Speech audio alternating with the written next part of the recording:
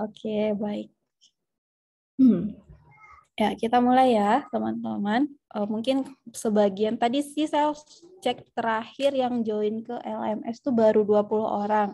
Nah, harapannya 20 orang sudah membaca sedikit tentang RPS gitu ya.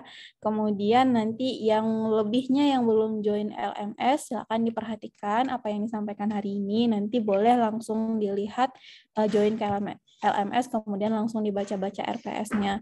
Dan di LMS itu sudah ada beberapa e-book penunjang yang saya bagikan, bukan yang saya share ya, dan juga buku PDF, buku online deh, e-book online dari buku Salisbury dan Ross. Nah, itu yang teman-teman tanyakan, itu adalah versi yang original gitu ya, yang lama, yang masih berbahasa Inggris. Jadi kalau misalnya teman-teman mau kayaknya nggak perlu beli deh Bu, ini aja cukup, silakan itu dipelajari. Tapi kalau mau beli berbahasa Indonesianya seperti yang minggu lalu saya sampaikan, berbahasa Indonesianya keluaran ITB itu ada 3 jilid gitu ya.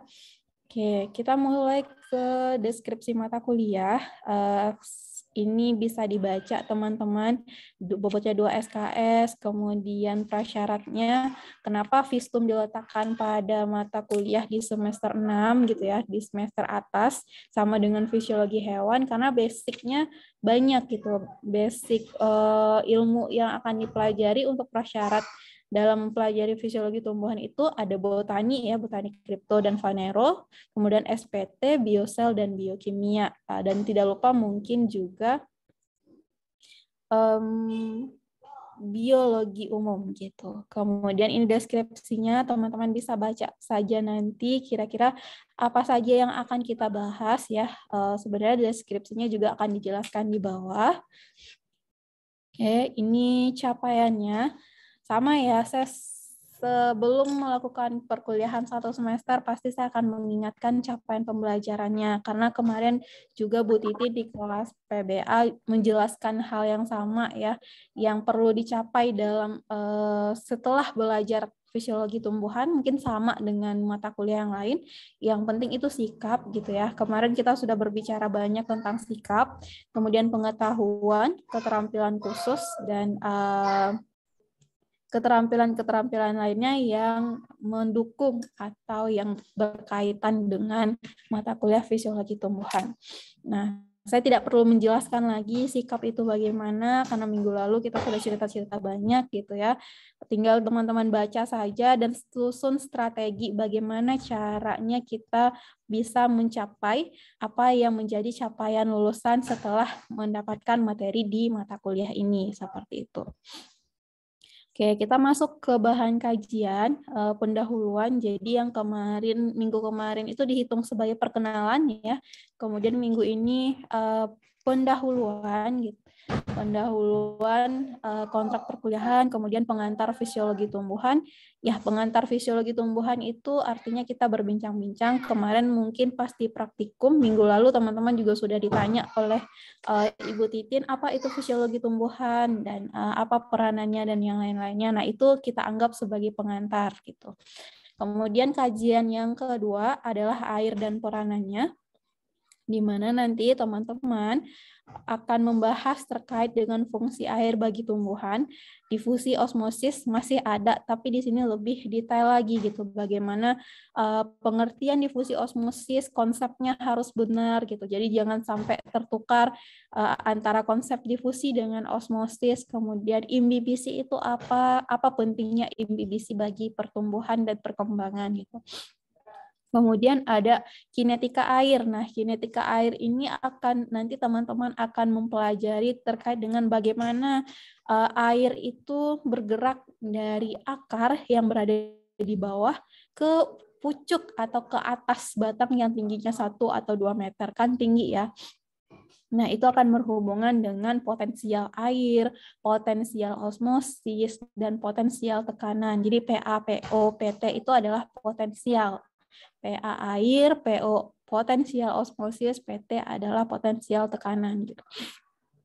Kemudian faktor-faktor yang mempengaruhi difusi dan osmosis.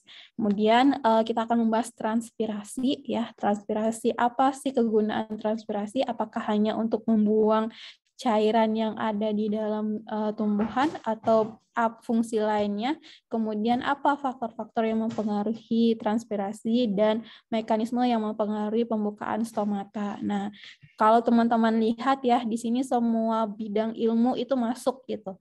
Yang pertama SPT, stomata. Kita kembali lagi, stomata dulu strukturnya bagaimana. Nah, itu adalah kajian di SPT. Kemudian kinetika air, ada rumus-rumus itu berkaitan dengan rumus fisika nantinya karena ada tekanan, ada potensial dan yang lain-lain. Kemudian difusi osmosis itu berhubungan dengan ilmu kimia. Jadi ilmu yang ada di semester 6 ini semuanya sudah aplikatif dan merangkum semua beberapa kajian ilmu. Jadi nggak hanya berbekal pengetahuan dari biologi umum saja, tidak hanya berbekal dari biologi sel saja, tapi harus menggabungkan semuanya seperti itu. Kemudian selanjutnya yang akan kita bahas adalah tanah dan nutrisi, gitu ya. Jadi tanah, komponen penyusun tanah, tekstur, struktur, air tanah, kemudian sifat fisik dan kimia. Kenapa? Kalau teman-teman baca pengantar di LMS, itu sedikit saya antarkan bahwa tanah itu adalah komponen penting sebagai media tumbuhan, walaupun nanti ada tumbuhan yang istilahnya tidak hidup langsung di atas tanah gitu ya, tumbuh di atas tanah. Bukan ada yang aerofit Bu, ada yang parasit gitu yang hidup di atas organisme lain gitu. Nah itu tetap nanti akan ada hubungannya dengan hara mineral yang ada di tanah. Kemudian bagaimana penyerapan dan translokasinya. Translokasi itu adalah semacam pengantarannya gitu. Hara itu kan adanya di tanah, kemudian bagaimana dari tanah dihantarkan ke batang, ke daun, bahkan ke pucuk yang ada yang berada paling atas gitu. Kemudian faktor-faktor translokasi dan penyerapan hara, kemudian dinamika hara gitu. Nah, balik lagi nih ke SPT. Ada istilah kita silam dan floem gitu ya. Silam dan floem ini kan kita udah tahu itu adalah jaringan pengangkut. Nah, jadi kita nggak akan bahas lagi apa itu pengertian silam dan floem, tidak akan dibahas jauh ke bawah gitu ya. Harapannya teman-teman sudah tahu silam itu apa, floem itu apa, sehingga nanti yang kita bahas adalah mekanisme yang terjadi di masing-masing jaringannya gitu. Selanjutnya ada fotosintesis. Nah, fotosintesis ini mungkin dari SD, SMA, SD, SMP, SMA, terus kuliah biologi umum itu udah fotosintesis saja gitu ya. Tapi apakah teman-teman sebelum kita lanjut nih, apakah teman-teman yakin teman-teman sudah memahami secara keseluruhan tentang proses yang terjadi pada fotosintesis gitu, atau mekanisme yang terjadi pada fotosintesis? Kalau misalnya ada yang menjawab, sudah Bu, kayaknya saya udah paham banget nih fotosintesis karena belajar udah dari SD gitu. Silakan raise hand atau open mic gitu ya.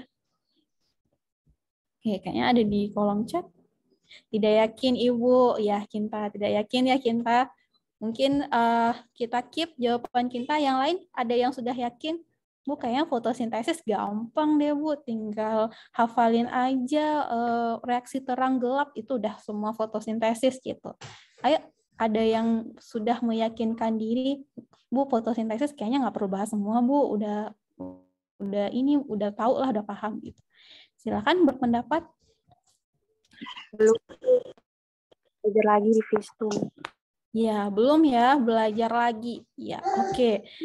Sebenarnya kalau untuk mengatakan belajar lagi, tidak ya, karena kita tidak mengulang hal yang sesederhana yang sudah teman-teman lakukan, yang sudah teman-teman pelajari, tapi kita malah mengulik lebih jauh ke belakang lagi.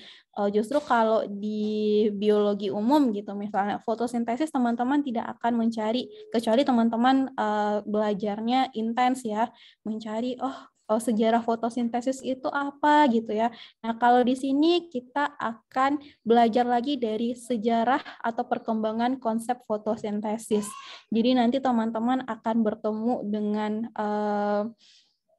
nama Ingenhousz ya, kan kalau teman-teman praktikum tuh ada percobaan Ingenhousz gitu. Sebenarnya Ingenhousz nih siapa sih gitu? Ya kita tahu ya Ingenhousz itu adalah ahli yang menemukan salah satu percobaan yang melihat bahwa fotosintesis itu menghasilkan gas atau gelembung-gelembung gas. Nah, sebenarnya apa sih percobaan awal si Ingenhousz ini sehingga sekarang kita jadikan sebagai percobaan sederhana untuk membuktikan fotosintesis. Nanti itu akan teman-teman kaji. Kemudian selain Ingenhousz yang membuktikan fotosintesis mengandung karbohidrat gitu atau mengandung pati.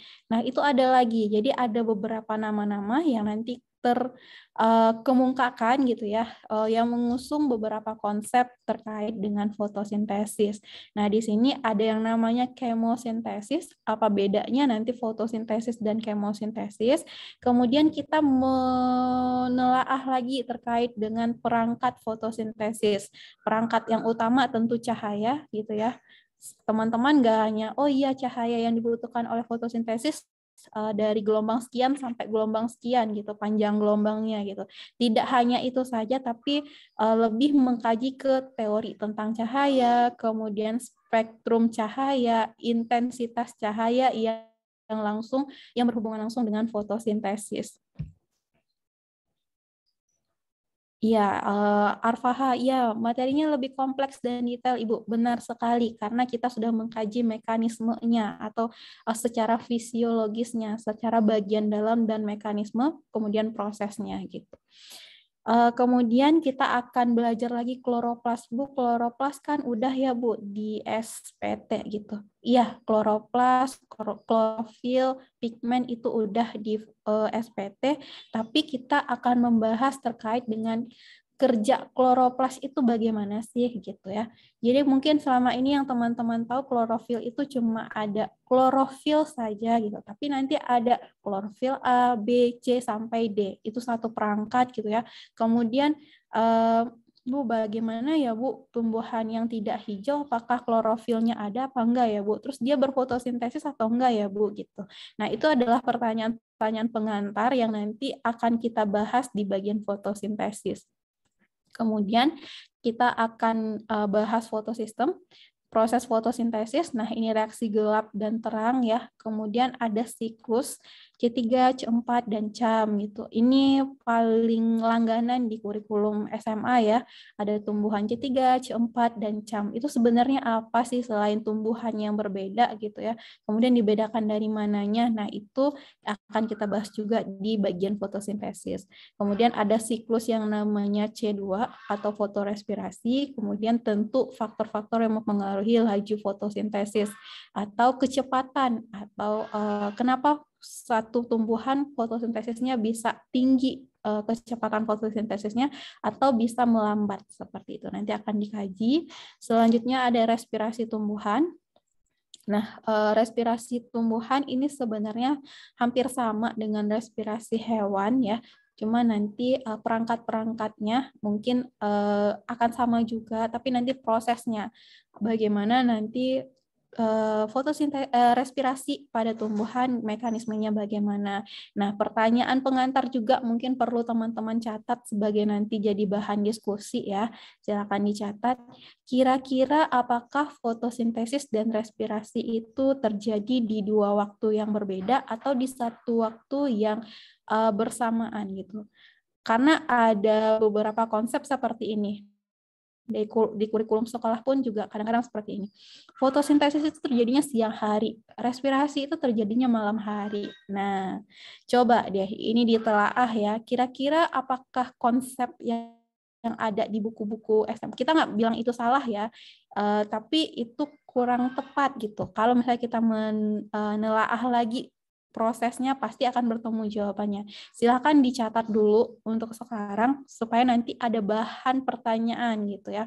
Kalaupun nanti tidak disampaikan oleh presenternya, setidaknya teman-teman menanyakan, kira-kira apakah benar fotosintesis hanya terjadi siang hari, kemudian respirasi hanya terjadi malam hari gitu. Dengan konsep awalnya adalah fotosintesis memerlukan CO2 yang ya, fotosintesis memerlukan CO2 nggak teman-teman? Saya takutnya kebalik nih. Takutnya teman-teman iya, tapi ternyata saya kebalik. Fotosintesis membutuhkan CO2 atau O2? CO2 Ibu. CO2, Bu.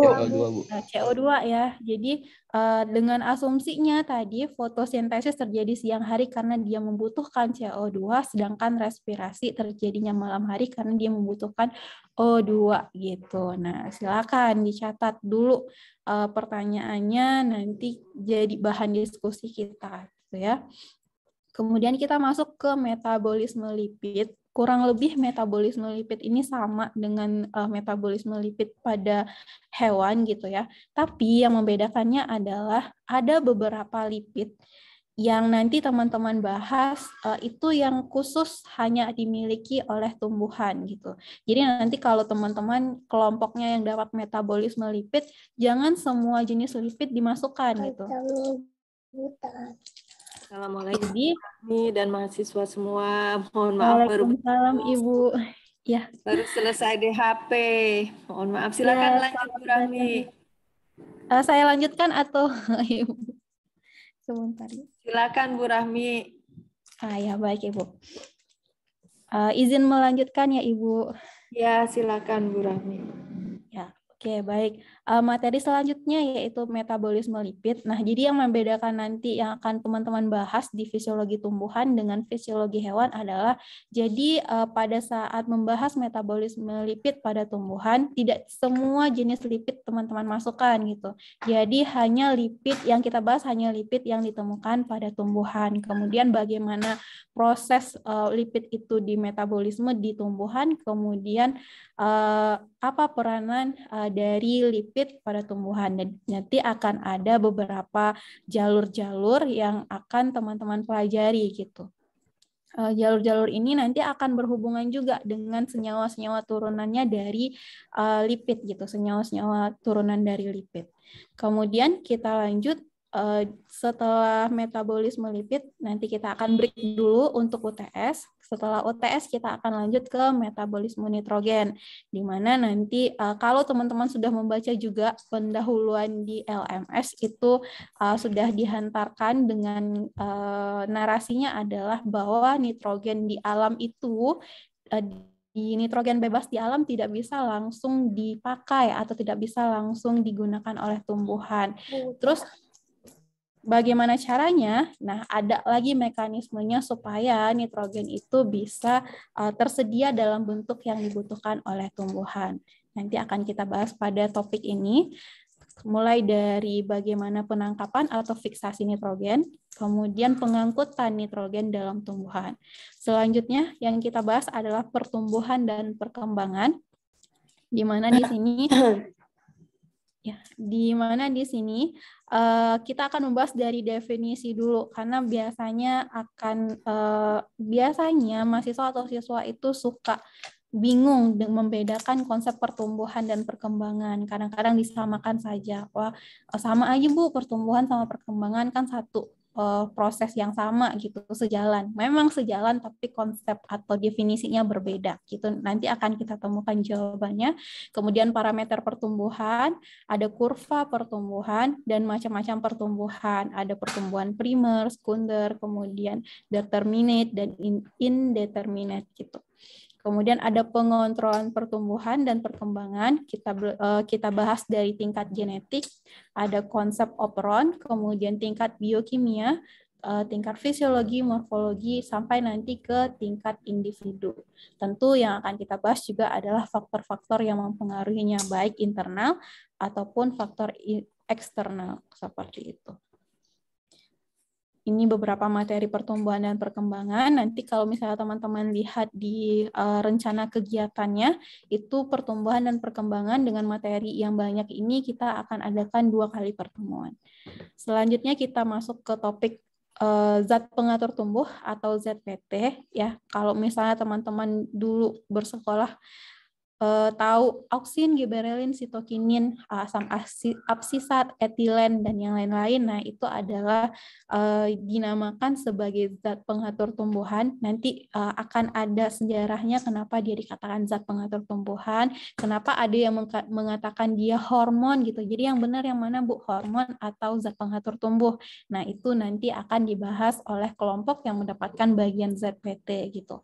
Yang akan kita bahas adalah definisinya, kemudian tadi ya hormon atau ZPT ya Bu yang benarnya gitu. Kemudian sifat-sifat umum dari ZPT, kemudian klasifikasinya. Klasifikasinya ada 2 berdasarkan proses sintesisnya atau proses pembentukannya secara sederhana pengertian sintesis ya. Proses pembentukannya alami dan sintetis beda ya. Sintesis dan sintetis itu beda. Kira-kira ada yang tahu nggak beda sintesis dengan sintetis? Ya, karena berhubung ada background suara ya, jadi saya menunggu teman-teman yang menjawab.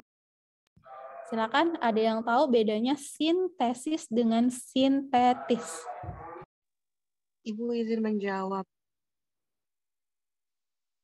Setahu saya kalau sintesis itu dia pembuatan, tapi kalau apa tadi namanya?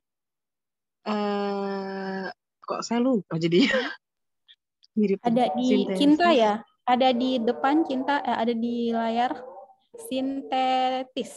Sintesis Sintetis. dari Nah, kalau sintetis itu dia apa namanya? Sesuatu yang apa ya Bu dibilang gitu.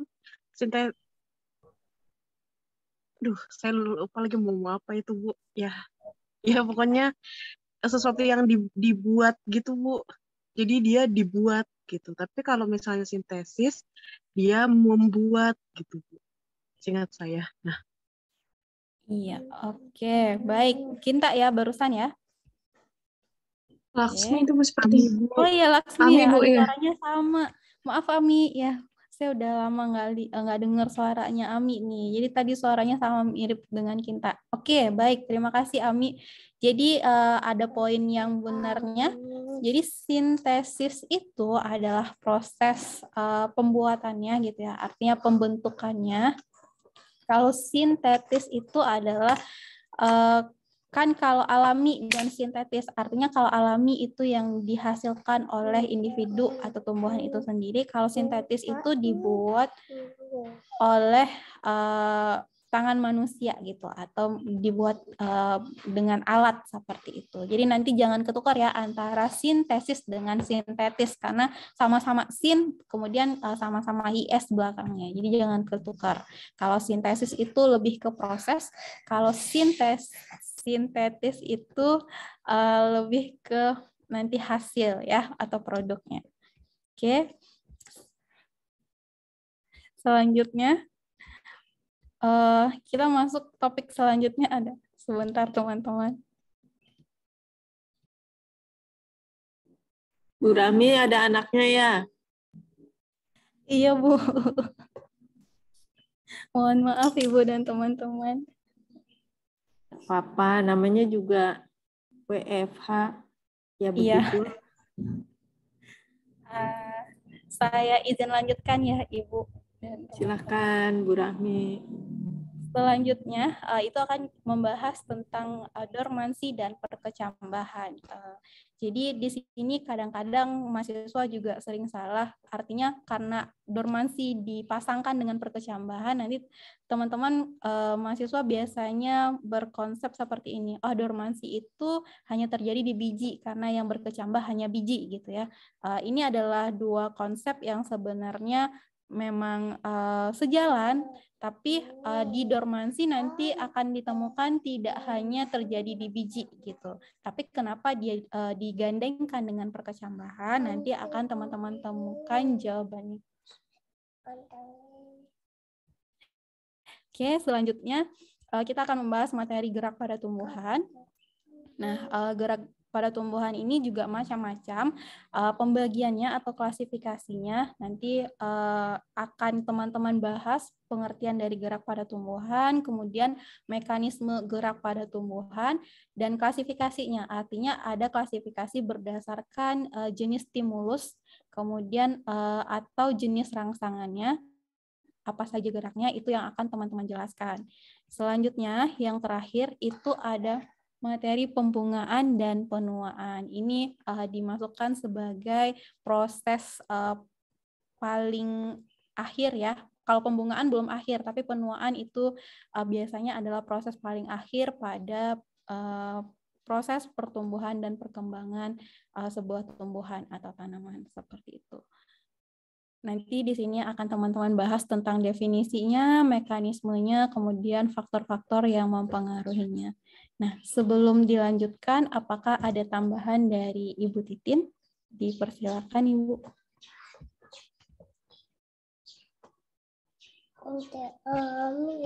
Sepertinya sudah lengkap, Bu Rahmi. Saya mengikuti sih penjelasan Bu Rahmi sudah cukup lengkap dan detail. Mungkin dari mahasiswa, seandainya ada yang belum paham kali ya, silakan bertanya.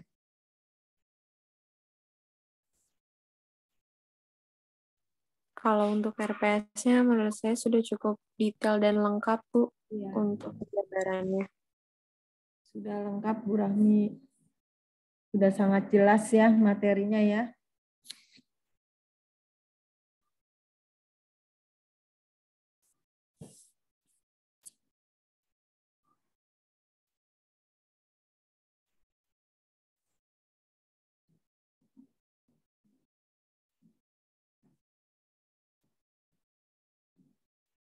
Halo Bu Rahmi.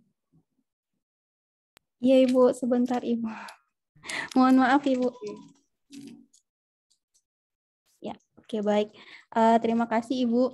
Nah, untuk bahan kajiannya, kurang lebih itu teman-teman ada 11. Nah, sebelum dilanjutkan mungkin kita menyampaikan yang kerjasama dengan Unsud nanti atau sekarang, Ibu? Kayaknya lebih baik sekarang ya, ketika ada di materi. Ya, baik Ibu.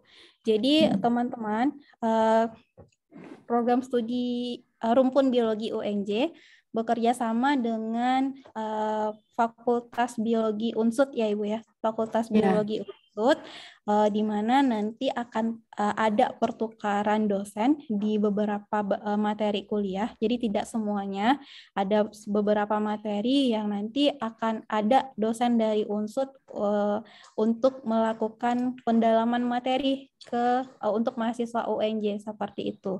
Jadi berdasarkan kesepakatan terakhir tim dosen Vistum dengan tim dosen Unsud, Vistum UNJ dengan Unsud gitu. Materi yang akan dilakukan pendalamannya oleh dosen Unsud yaitu materi tanah dan pembungaan. Jadi nanti mekanismenya karena pendalaman materi kemarin kesepakatannya adalah dosennya ya Ibu yang memberikan materi secara full. Bu Rahmi, maaf saya interupsi ya. Oh ya, nggak apa-apa Ibu, silakan. Sementara ini kan dari pihak Unsud mintanya 2 topik ya Bu Rahmi. Materi tanah dan pembungaan gitu kan. Tapi kita belum tahu juga dosen yang lain juga mungkin mau terlibat gitu kan, karena kemarin yang mengajukan kan baru Bu Murni dan Pak Ating gitu kan. Iya, benar. Ya, jadi mungkin nanti dipastikan lagi di grup tim kita. Makanya di chatting saya terakhir di grup itu saya minta kita mendata dulu gitu. Nah, seandainya dari Unsud memang hanya minta 2 pokok bahasan, barangkali bisa dibagi di kelas ini misalnya tentang tanah, di kelas ini PBB ya? Iya, Ibu. Iya, Bu. Misalnya di kelas PBB pokok bahasan tanah, di kelas PBA pokok bahasan pembungaan gitu kali ya Bu Rahmi ya. Jadi ya, baik, Ibu. Jadinya tidak terlalu banyak materi yang diajarkan oleh dosen Unsud supaya materi yang tersisa juga masih banyak, karena mahasiswanya juga cukup banyak. Kalau dibagi kelompok nanti 2 pokok bahasan diambil gitu kan, satu kelompok kan nanti terlalu banyak orangnya. Ya, benar Gitu. Ibu. Ya, sementara sih itu dulu. Tapi nanti coba di grup ya Bu Rahmi ya, kita bisa diskusi lagi di grup tim UNJ dan Unsud. Karena belum dipastikan juga kita akan ngajar di Unsud itu, ngajar topik yang mana. Terus Pak Adi Saputra juga berkenan bergabung, ikut juga ngajar di Unsud gitu Bu Rahmi. Itu yang perlu kita tindak lanjuti. Ya, jadi kira-kira seperti itu ya. Nanti kita, yang penting mahasiswa sudah ada info dulu bahwa nanti di topik manapun akan ada dosen dari luar yang memberikan perkuliahan kepada Anda gitu. Ya. Ini Abi ditemenin siapa? Abi berduaan. Iya Bu, saya sama Ardian. Kebetulan Ardian ada kendala di device-nya, jadi ikut bergabung dengan gitu. saya. Bu. Di rumah Abi. Iya Bu, di rumah saya. Rumahnya deketan? Enggak sih Bu, Ardian lagi dari luar. Ada kendala jadi bergabung sama saya dulu Bu. Kebetulan dekat. Oh, makanya saya ngelihat itu kok Anda berdua semuanya separuh muka, kupingnya digandeng gitu. Iya Bu. Ya, silakan Bu Rahmi dilanjutkan. Ya, baik. Terima kasih Ibu atas arahannya. Jadi teman-teman nanti sesuai dengan kesepakatan. Jadi jangan kaget ya kalau tiba-tiba ada pengumuman besok kuliahnya sama dosen Bu Murni dari Unsud gitu. Ibu dan teman-teman, mungkin saya izin sebentar ya Ibu. Iya, baik Bu Rahmi. Saya lanjutkan ke metode ya. Tapi Bu Rahminya izin. Bentar, Ibu. Nah, ini yang Bu. nge-share Bu Rahmi. Ini Bu. Iya. Oke. Sementara menunggu Bu Rahmi menyelesaikan sesuatu gitu ya. Saya izin melanjutkan dulu. Ya, setelah materi tadi disampaikan oleh Bu Rahmi, kita masuk pada bagian selanjutnya yaitu kegiatan pembelajaran atau metode. Nah, sesuai dengan tuntutan kurikulum SFD, ya kurikulum berbasis ICT, kita itu sekarang diminta untuk menerapkan ya, pembelajaran berbasis kasus ya, atau berbasis proyek, gitu. Fokusnya ke sana. Nah, maka di dalam perkuliahan Vistum ini kami juga melakukan pendekatan pembelajarannya pastinya student center learning ya dengan model case based learning dan project based learning. Kemudian pembelajaran teori ini pokoknya selama 1 semester itu kita masih melakukannya secara daring. Jadi sampai saat ini masih diputuskan untuk daring, tetap daring. Nah, pelaksanaan secara online atau daring itu bisa kita lakukan baik secara sinkronus maupun asinkronus. Ya, secara sinkronus melalui tatap maya seperti ini, bisa Zoom meeting atau juga Google Meet gitu ya. Tergantung nanti kesepakatan kita. Tapi saran saya, kalau saya sih lebih sukanya Zoom karena nggak tahu ya, karena sudah terlalu lama nggak pakai Google Meet kali ya, jadinya sudah nyaman pakai Zoom meeting. Nah, mungkin teman-teman nanti ada kendala misalnya harus berbayar Bu, harus premium segala macam. Nah, itu kan bisa dikoordinasikan. Sebenarnya berlangganan Zoom meeting sebulan kan paling 250.000 ya. Nah, kalau satu kelas berapa orang? Satu kelas? Ada 35, Bu. Iya, 35 orang, 250.000 dibagi 35 kan nggak sampai 10.000 ya sebulan ya. itu bisa dipakai untuk semua mata kuliah juga sebulan. Nah, kemudian kan anggap aja itu bukan uang jajan sih, anggap aja kan kuliahnya nggak ke kampus gitu ya, pengganti transport lah. Kalau ke kampus juga kan mungkin transport lebih besar dari itu. Ya, itu saran saya. Tetapi mau Zoom meeting atau Google Meet, yang penting dikomunikasikan dulu ke dosennya, ke saya dan Bu Rahmi. Misalnya, Ibu, besok kita kuliah pakai Google Meet, lalu berikan linknya gitu ya, teman-teman. Soalnya jangan pakai yang nanti lagi kuliah terus putus. Ibu, saya upgrade dulu ya karena tidak berbayar terus 40 menit mati gitu.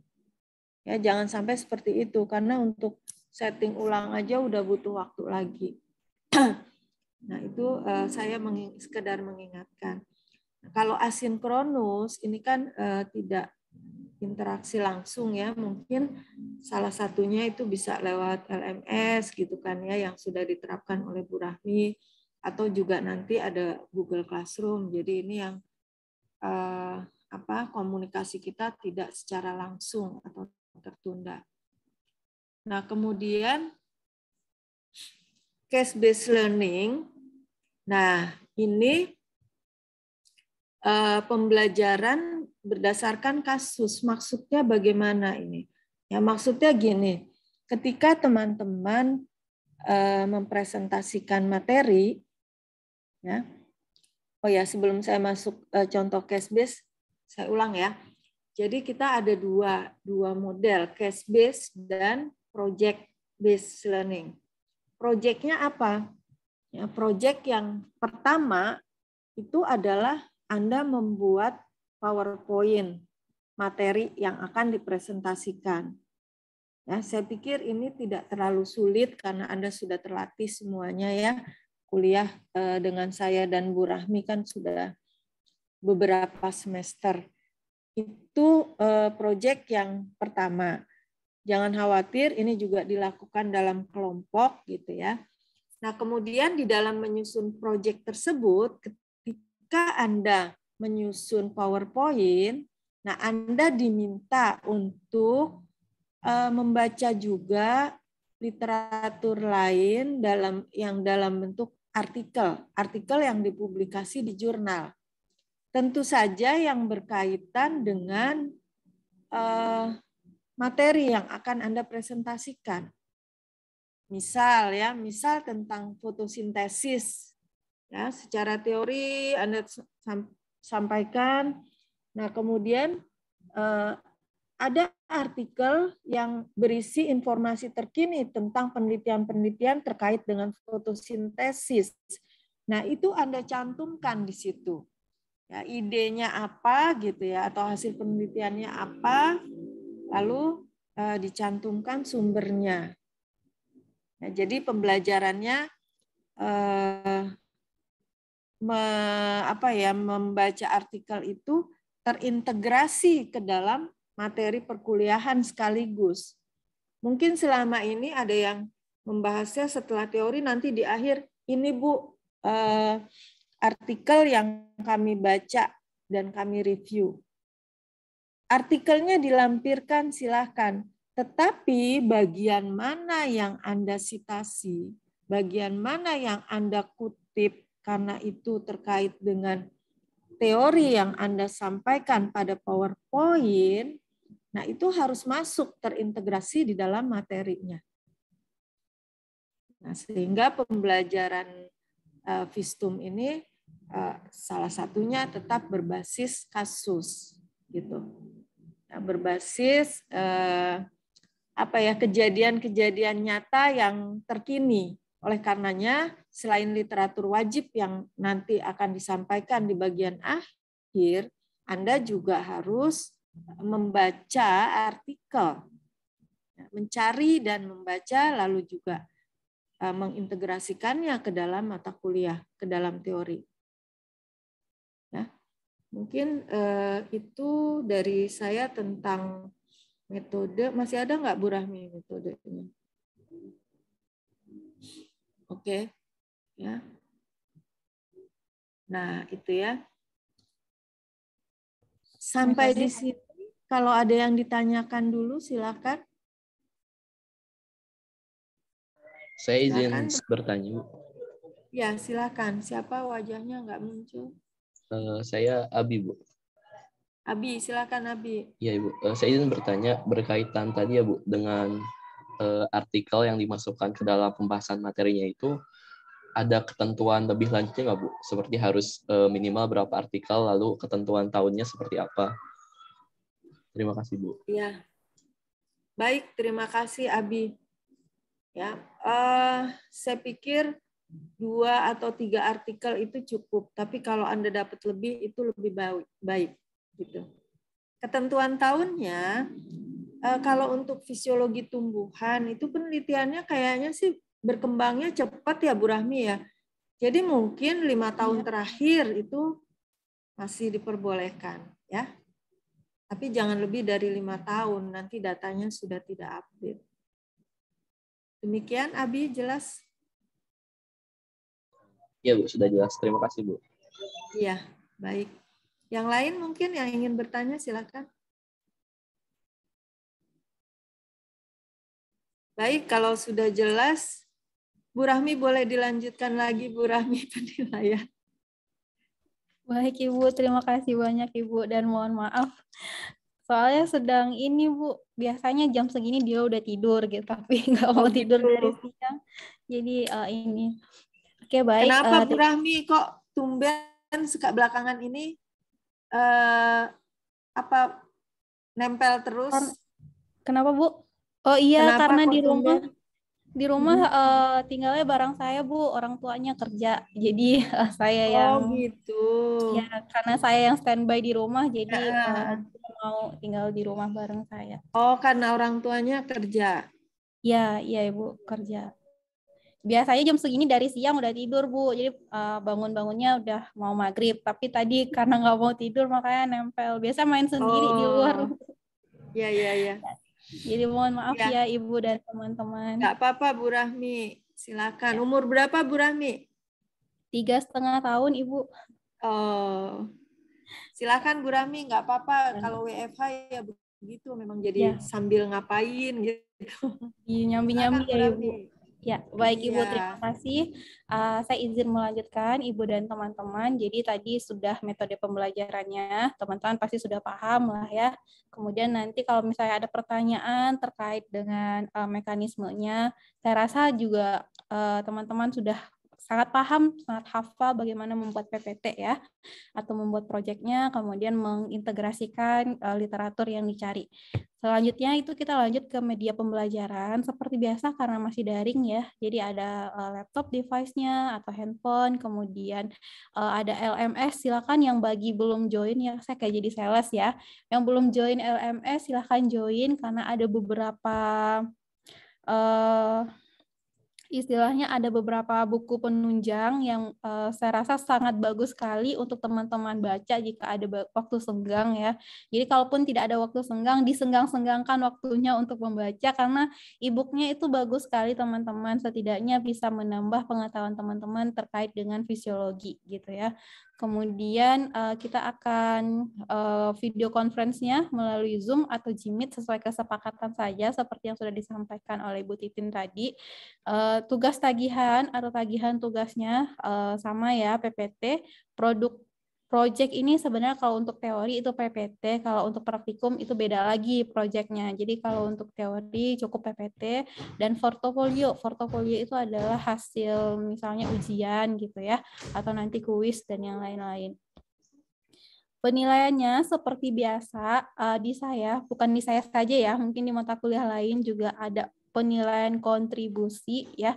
Jadi ini walaupun bobotnya 10%, sekali lagi saya tekankan jangan diabaikan gitu ya. Diabaikan karena 10% ini nanti akan membantu nilai teman-teman di akhir. Jadi kalau misalnya nanti nilai UTS-nya agak miring-miring sedikit atau nilai UAS-nya agak miring-miring sedikit, nah akan bisa terbantu oleh nilai yang 10% ini. Jadi kontribusi di sini termasuk tadi adalah sikap ya. Kita sudah bahas juga sikap itu tidak hanya sopan ya, sopan aja lah biar nilainya A, enggak. Jadi sikap itu banyak ranahnya, tapi yang kita persingkat ranahnya untuk pembelajaran adalah sikap mulai dari kedisiplinan, terlihat dari kehadiran, kemudian keaktifan teman-teman, tanggung jawab, dan tentu salah satunya adalah attitude gitu ya. Bagaimana berkomunikasi, bagaimana menghubungi dosen atau berkomunikasi sesama teman atau berkomunikasi pada saat pembelajaran dilakukan gitu. Nah, ini UTS. Kemudian ada tugas kelompok ya yang tadi case berbasis kasus gitu ya. Poinnya bobotnya paling tinggi. Jadi jangan asal-asalan membuat PPT gitu ya. Kemudian jangan asal-asalan presentasi. Biasanya nih mahasiswa sifatnya seperti ini. PPT-nya sudah bagus sekali, tapi pas presentasi dibacakan saja. Artinya udahlah PPT-nya kan udah lengkap, tinggal dibacain aja, nanti kasih disampaikan ke teman-teman, biarkan mereka yang baca gitu. Nah, enggak ya. Artinya kalau ada penilaian, kalau di sini dituliskan penilaian presentasi, artinya adalah menilai keterampilan teman-teman dalam presentasi gitu. Bukan hanya PPT-nya. Jadi bagaimana teman-teman menyampaikan apa yang sudah dibuat di dalam PPT, kemudian disampaikan dengan sedemikian rupa sehingga teman-teman yang lainnya paham gitu ya. Karena ada juga mahasiswa tuh paling senang presentasi dibacakan gitu. Kemudian misalnya Abi, Intan, sama Lisa satu kelompok gitu. Kemudian PPT-nya ada 50 slide. Dari slide 1 sampai 15 itu yang buat Lisa. Slide 16 sampai 20 yang buat Intan. Kemudian slide terakhir yang buat Abi. Nah, biasanya mahasiswa kalau misalnya seperti itu, nanti pada saat presentasi baru digabung, PPT-nya mau saat akan tampil presentasi, PPT-nya baru digabung, nanti akan terpisah-pisah tuh bagiannya.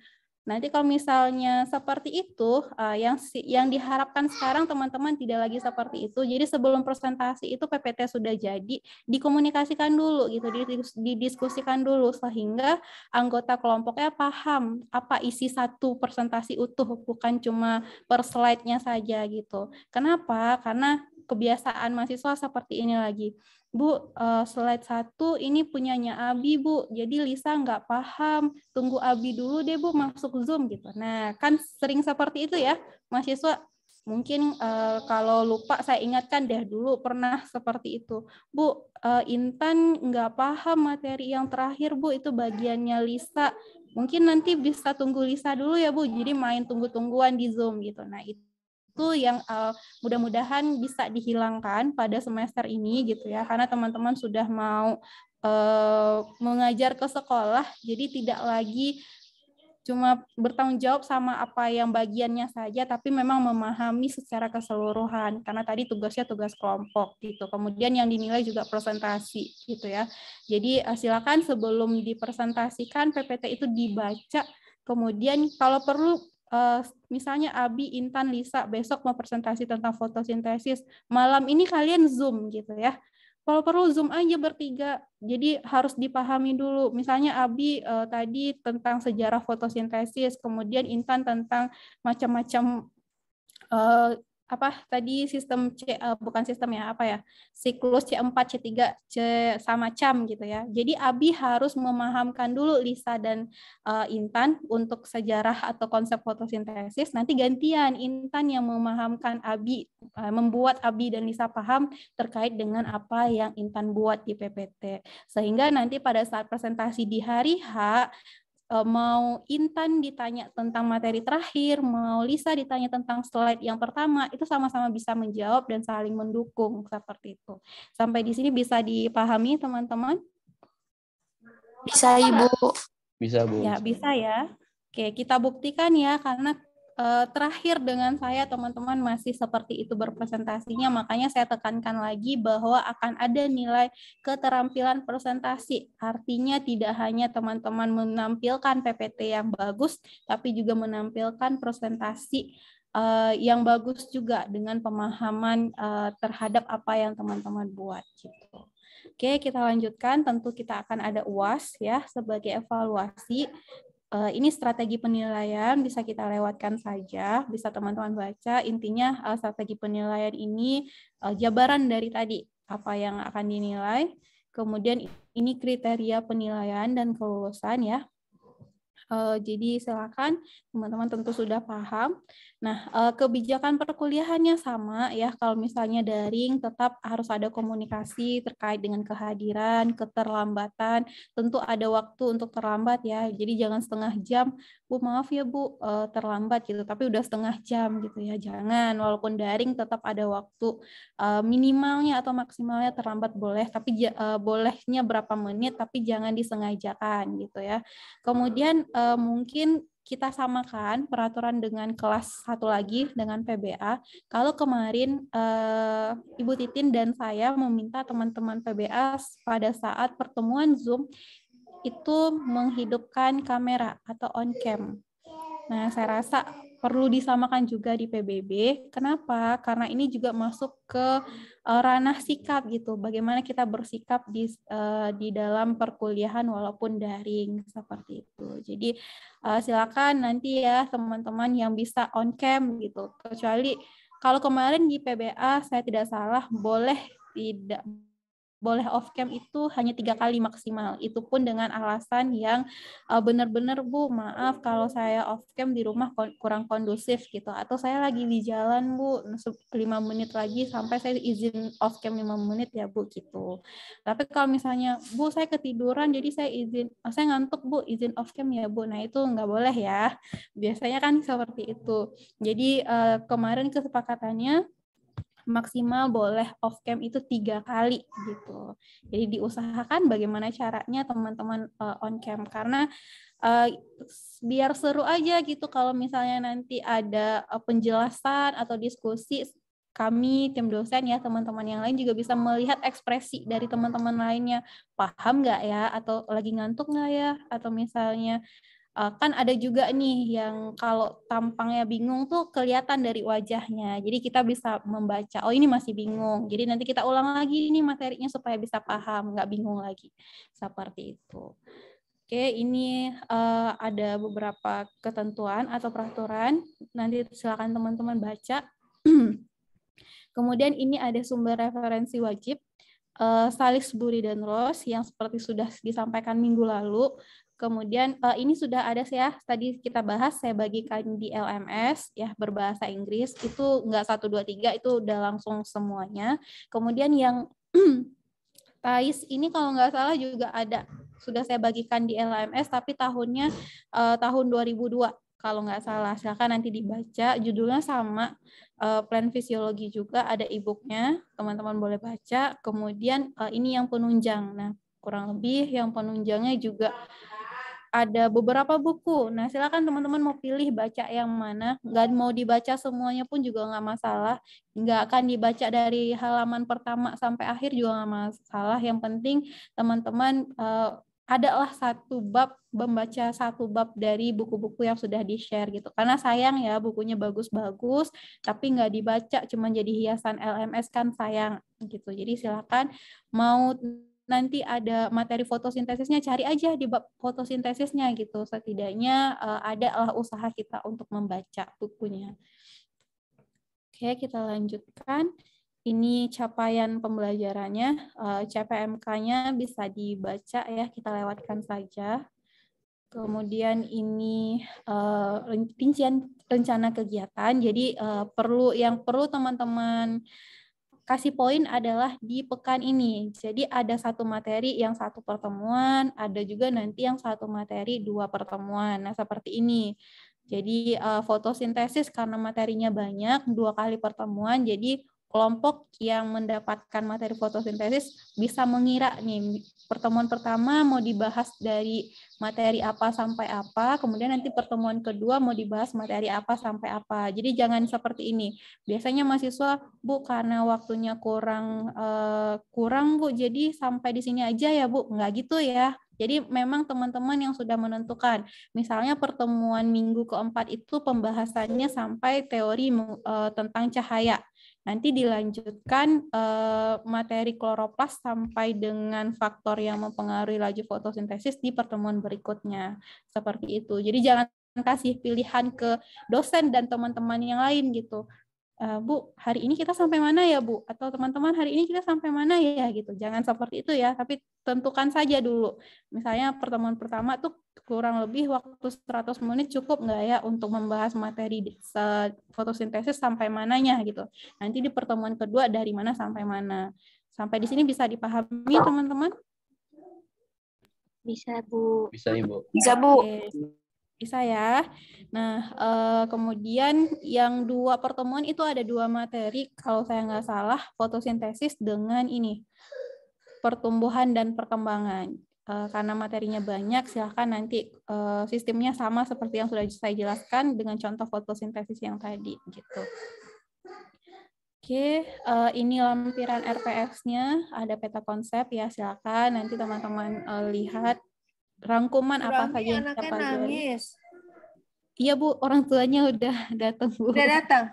Oh, Udah Bu, udah pulang, udah jam kalau 5. nangis belum datang orang. Jadi makanya aman Bu kalau sudah pulang. Ya, ini petunjuk tugasnya. Ada beberapa, karena tadi tugasnya PPT ya. Nah, ini petunjuknya. Kemudian ada rubrik penilaiannya. Jadi teman-teman ya, semuanya itu ada rubriknya.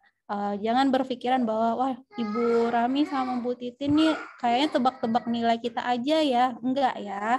Jadi ada rubriknya. Sikap ada rubriknya. Kemudian penilaian PPT atau bahan tayang ada rubriknya.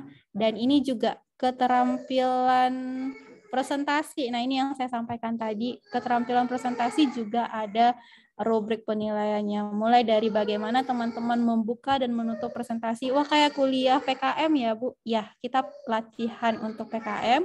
Kemudian menguasai materi. Nah, ini yang saya sampaikan. Menguasai materi yang disampaikan apakah membaca saja atau memang menjelaskan secara poin-poinnya dengan bahasa yang sederhana, yang mudah dipahami gitu ya. Kemudian gaya presentasinya dan kemampuan menjawab pertanyaan dan mengarahkan diskusi gitu. Oke, saya rasa untuk RPS sudah cukup sampai di sini. Kira-kira ada yang ingin ditanyakan dulu, teman-teman?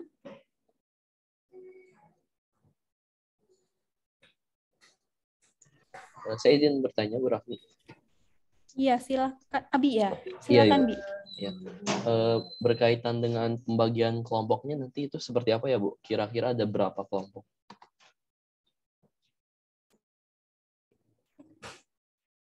Kalau untuk kelompok kemarin kita di PBA 4 orang per kelompok ya Ibu? 4 atau 3? 4.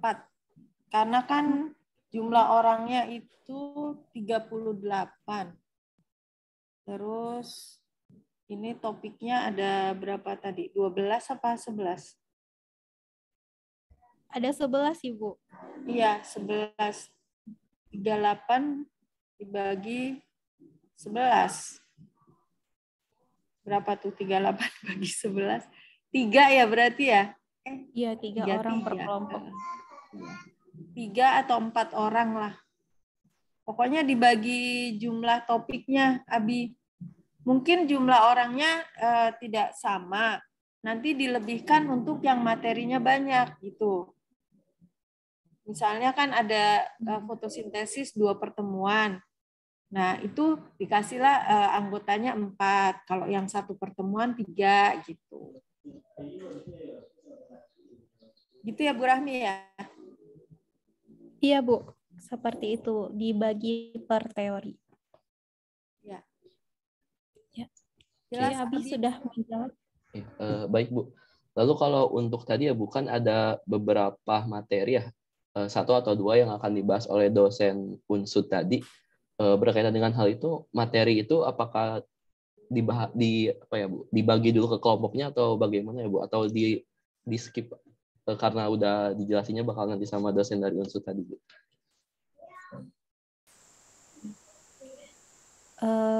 Itu bagaimana Ibu? Ini saya sedang menyiapkan untuk di tim, saya sedang chatting di grup tim Vistum, Bu Rahmi, tapi belum selesai. Mungkin gini aja supaya gampangnya, Abi. Siapkan aja dulu untuk yang maju minggu depan. Materi 1 gitu. Ya, 1 kelompok 3 orang. Diundi aja.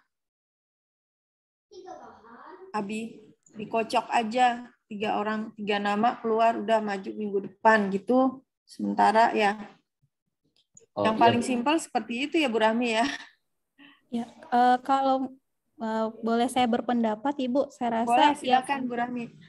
Ya, materi yang dijelaskan oleh dosen Unsut tetap kita masukkan ke ini Bu, ke kelompok gitu ya Bu. Tetap ada kelompoknya kan. Oke. Ya. Nanti kalau misalnya ada waktu, nanti kan ada waktu pemenuhan kuliah gitu Bu, waktu pemenuhan pertemuan kuliah. Nah, jadi karena ini kita adalah gunakan ya. Project, ya kita gunakan entah itu nanti presentasi gitu Ibu. Mungkin presentasinya kalau nanti sudah dijelaskan lengkap oleh dosen Unsut, nanti teman-teman yang dapat materi yang dijelaskan oleh dosen Unsut mencari artikel, lebih ke artikel aja nanti mungkin Ibu. Jadi teorinya sudah belajar dengan dosen Unsut, nanti proyeknya mereka mencari artikel yang mereka review sesuai dengan konsep. Kalau seperti itu bagaimana Ibu? Ya, boleh. Bu Rahmi dan teman-teman saya izin dulu sebentar ya. Oh ya, baik Ibu. Ya, oke. Jadi seperti itu ya Abi, tetap dimasukkan saja. Jadi ada 11 topik, silakan bagi kelompoknya menjadi 11 berarti.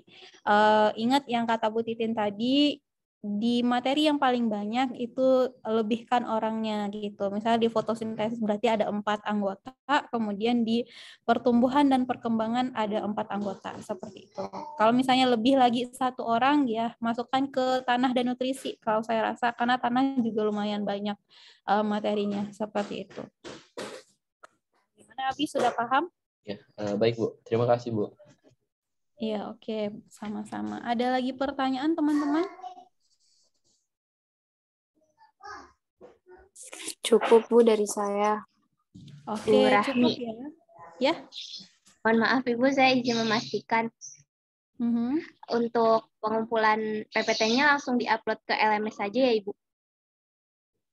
Oke, nah kalau misalnya mahasiswa yang upload di LMS kan nggak mungkin semuanya ya yang upload ya, pastikan perwakilan kelompok gitu. Saya belum nemuin forumnya gitu ya, forum untuk upload PPT kecuali forumnya di forum diskusi. Tapi di forum diskusi itu bukan diskusi ya, apa namanya, forum ya. Kalau di LMS-nya tuh forum. Nah kadang-kadang tuh terlewat notifikasinya gitu. Saya mau nggak muncul di per topiknya gitu. Saya maunya materinya tuh muncul seperti saya yang menampilkan e-book penunjangnya tuh kan langsung muncul ya di topik pendahuluan gitu. Nah, saya maunya PPT-nya muncul di topik per topik yang itu. Jadi mungkin nanti PPT-nya teman-teman kirimkan ke OneDrive ya. Link OneDrive-nya nanti akan saya sampaikan ke teman-teman. Jadi biar saya yang akan upload di LMS-nya gitu. Gitu, Dev. Ya baik Ibu. Jadi kita ngupload di OneDrive, nanti Ibu Rahmi bantu untuk ke LMS-nya ya Bu? Iya, benar sekali. Karena untuk kalau ya Bu, gimana? Untuk ke OneDrive-nya itu H-1 apa bagaimana Bu deadline-nya? Baiknya. H-1 ya. H-1 sebelum presentasi bagusnya. Gitu. Jadi gini, supaya adil ya teman-teman ya. Kan pembungaan masih jauh setelah UTS kita. Ya Ardian mau kemana Ardian? Saya melihat pergerakan Ardian loh. Ya Bu, mohon maaf, kan, ini hujan Bu. Tadi mengamankan helm dulu Bu. Oh, oke, baiklah. Jadi kan seperti materi ZPT, Dormansi, gerak, pembungaan itu kan masih jauh setelah UTS ya. Supaya adil gitu teman-teman. Untuk yang air dan peranannya pada tumbuhan berarti ada 1 minggu gitu ya. Nah untuk selain dari materi air dan peranannya, saya berikan waktu 2 minggu. Berarti 2 minggu setidaknya sudah ada draft yang teman-teman lampirkan di OneDrive-nya. entah nanti mau PPT itu ditambah sebelum mau presentasi gitu ya, 1 hari sebelum presentasi, atau mau diubah atau yang lain-lainnya, terserah, nanti boleh direvisi gitu. Tapi setidaknya ada draft ya dalam waktu 2 minggu dari sekarang, berarti pertemuan ketiga sebelum fotosintesis itu semua kelompok sudah menyerahkan draft PPT-nya di OneDrive. Bisa dipahami teman-teman? Bisa Bisa Ibu. dipahami Ibu. Kakak? Ya. Bisa ya, kurang lebih sistemnya sama seperti genetika ya. Kalau genetika kan Bu Nino ngasih waktu 2 minggu, kemudian semuanya langsung dikumpul jadi satu, nanti tinggal dipresentasikan gitu ya. Gitu kan ya di genetika? Bener nggak? Atau saya yang salah ingat di genetika? Atau udah lupa, wah saya lupa Bu, lupa ingatan gitu ya. Nggak, supaya adil aja, supaya nanti misalnya orang yang tampil pertama ngerasa nggak adil, Bu waktu saya cuma seminggu, sedangkan teman-teman yang gerak pada tumbuhannya udah 10 minggu Bu gitu. Jadi untuk 2 minggu ke depan silakan semuanya bekerja, masukkan draftnya ke OneDrive, nanti perkara mau direvisi lagi atau ditambah lagi silakan, nanti boleh. Yang penting dikomunikasikan saja, kan linknya nanti saya berikan gitu ya, dikomunikasikan, Ibu kayaknya draftnya masih kurang Bu, boleh direvisi ya, silahkan gitu. Yang penting dalam sebelum mohon dicatat Abi supaya saya nggak lupa juga ya. Jadi sebelum pertemuan fotosintesis itu semua kelompok sudah menyerahkan draft PPT-nya semuanya sampai ke materi yang 11. Oke, sepakat? Ya, kita mengusung tema kemanusiaan yang adil dan beradab ya, supaya enggak ada sirik-sirikan nanti, masalah waktu gitu. Oke, sudah terjawab, Deva? Sudah Bu, sudah sangat jelas. Terima kasih banyak Bu Rahmi. Iya, sama-sama. Ada lagi pertanyaan? Ibu, saya mau nanya Bu. Ya, siapa? Saya nggak bisa. Saya stop dulu ya. Ya, silakan. Kan tadi Ibu bilang 2 minggu ke depan kita ngerjain PPT-nya kan, draft gitu. Nah, terus Ibu juga bilang tadi kalau misalnya ada revisi itu nanti kabarin ke Ibu. Nah, untuk revisinya sendiri tuh ada batas maksimalnya gitu nggak Ibu? Misalnya kayak, H-1 itu udah harus, kalau misalnya revisi udah paling lambat tuh H-1 atau mungkin H-3 gitu-gitu Bu. Ya, untuk revisi mungkin kesepakatan teman-teman aja. Maunya H-1 sebelum presentasi materinya atau mau H-2. Kesepakatan saya. Tapi biasanya H-1 ya teman-teman ya. Biasanya kan teman-teman membagikan PPT itu H-1. Ibu besok kelompok ini Bu, saya izin mengirimkan PPT ya Bu. Biasanya kan gitu ya.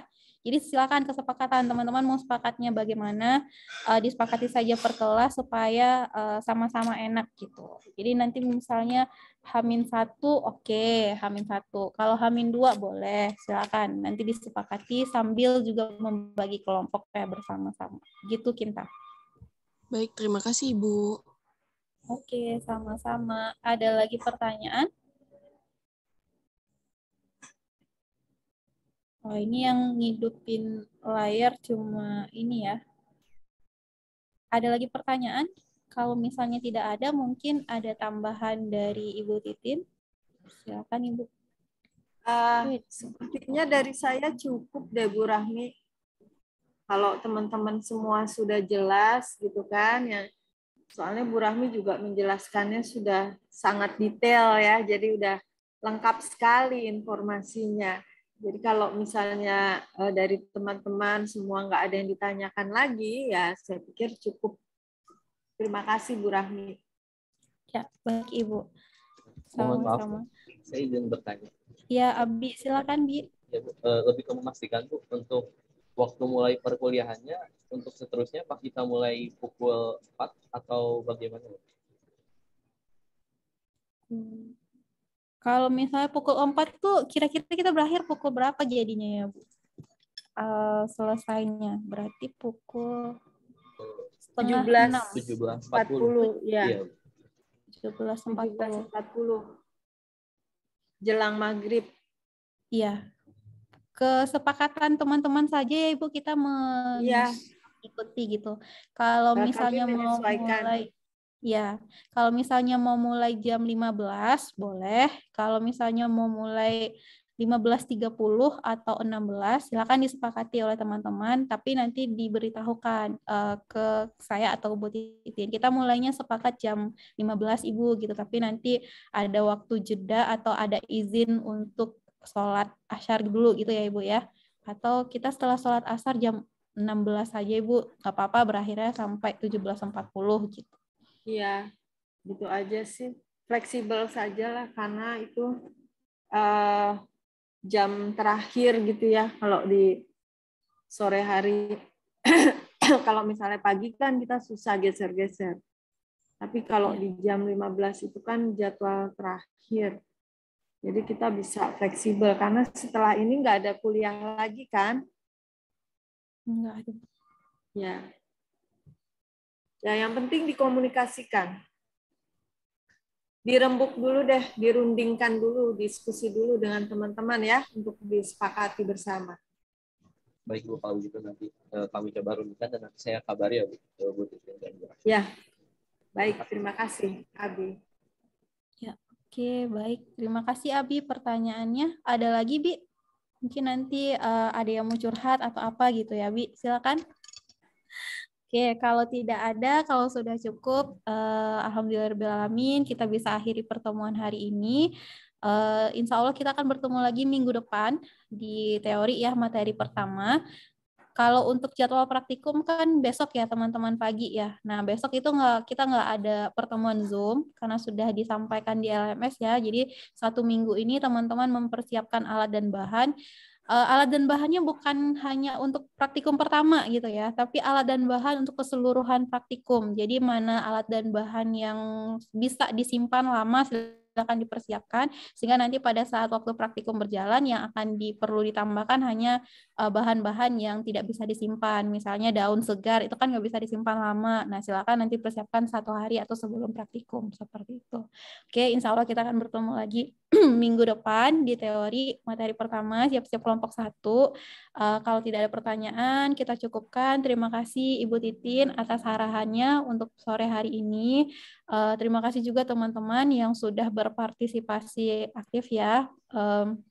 Mungkin hari ini tidak banyak yang on cam, tapi mudah-mudahan untuk selanjutnya teman-teman bisa on cam sehingga kita lebih semangat lagi. Karena bagi saya dan Bu Titin melihat wajah teman-teman itu juga semangat ya Ibu ya. Jadi, ya betul sekali, melihat wajah Anda cerah gitu ya, kita bikin kita semangat ya Bu Rani ya. Iya, iya benar sekali. Kalau ngelihat wajahnya kusut, terus lesu gitu ya, tanpa ekspresi, itu terus terang aja bikin kami juga jadi lemah. Iya, tambah lelah ya Ibu, apalagi ya, kita sudahlah di jam terakhir gitu ya. Oke, jadi baik. Tetap semangat ya. Ya, mudah-mudahan minggu depan teman-teman yang lain bisa on cam, jadi kita bisa melihat wajahnya bersama-sama untuk lebih semangat lagi. Pertemuan hari ini kita cukupkan. Selalu sehat teman-teman semuanya. Selamat melanjutkan aktivitas berikutnya. Selamat beristirahat. Mudah-mudahan kita selalu dalam lindungan Allah Subhanahu Wa Taala dan amin ya robbal alamin. Biasanya kalau sore saya nutupnya gini Bu, dengan kata-kata yang agak klasik sih sebenarnya Ibu, tapi saya selalu sampaikan ke teman-teman, walaupun kata-katanya agak bahasa anak Jaksel ya Bu, kringe. Apa sih sekarang tuh agak klasik gitu ya, agak-agak anak senja gitu, tapi kata-kata ajaib yang kadang-kadang itu benar-benar bermanfaat juga. Jangan lupa bahagia teman-teman. Jadi sakit-sakit sedikit kalau kita bahagia nggak akan kerasa sakitnya gitu ya. Jadi mau rusuh-rusuh atau kusut-kusut sedikit isi kepalanya, tapi kalau bahagia itu akan hilang. Bahagianya bagaimana? Silakan cari kebahagiaan masing-masing karena kebahagiaan orang itu berbeda-beda. Mungkin Intan bahagianya nulis, silakan menulis dulu ya Intan, diary gitu. Atau misalnya Abi bahagianya ngisengin Ardian, silakan diisengin dulu, nanti baru pikirannya terbuka dan baru bisa semangat lagi untuk belajar. Oke, baik. Sekian dari saya tutup. Assalamualaikum warahmatullahi wabarakatuh. Waalaikumsalam. warahmatullahi wabarakatuh. Terima kasih banyak Bu Titin. Terima kasih teman-teman Sehat selalu, semua. Ibu. Selalu semangat ya dan sehat terus. Amin. Sampai Sama-sama, jumpa. Terima kasih, Bu. Kembali Bu. Izin live ya Izin teman-teman. live ya Ibu dan teman-teman. Baik, Bu. Baik, Bu. Baik, Ibu.